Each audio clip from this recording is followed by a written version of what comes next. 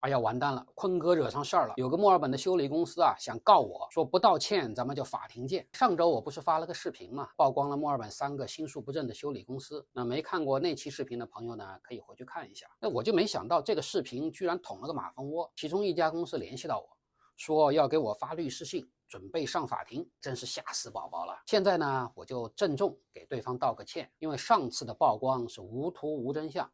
今天我就把细节给补上，方便你来告我。话说我们管理的一个出租房暖气机坏了，现在是冬天对吧？租客家里呢，他又有一个新生婴儿，暖气是一刻也不能断，所以他也没通知我们，打算自己找人修一下算了。那这家公司呢，网站做得漂亮，就给了150块上门费，叫他们赶紧来。他们的技师呢，很快就把租客给忽悠晕了。租客跟技师就一起打电话给我，技师说他已经想尽办法，机器还是不能开启，必须打开这个机器仔细检查，再看怎么样修理。听起来那是又诚恳又专业。报价单也通过邮件发过来了。你看第一行啊，修好之后，我们还要给你写个证明，证明我们给你修过了。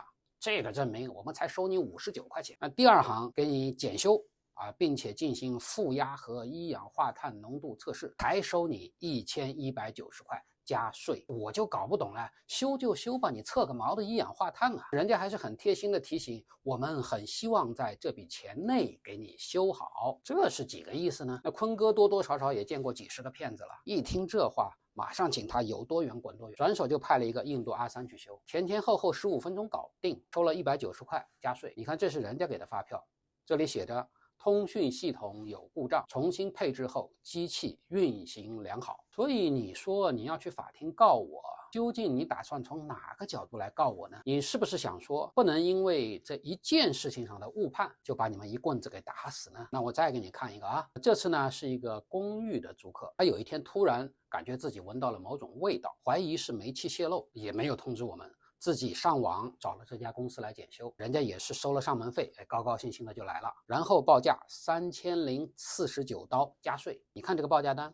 连格式都一样，第一行59块给你开个证明，第二行说只要2990澳币就能把你煤气灶上的加热盘给你换了，再给你测一下还漏不漏气。租客一看这搞大了，就来找我们付钱，那我们赶紧派人去检测啊，一通查下来没有任何泄漏，怀疑啊租客闻到的味道可能是从洗衣房的排水口出来的味道，而租客从那以后也再也没有闻到过这个味道了。所以啊，去法庭的时候呢，记得带上你们的资质证书和业务记录，到时候好好的给我培训一下你们的盈利模式。我是坤哥，我建了一个墨尔本房东群，大家可以在群里交流一切与房子有关的话题，包括维修和装修方面的经验教训。那想入群的朋友呢，联系我。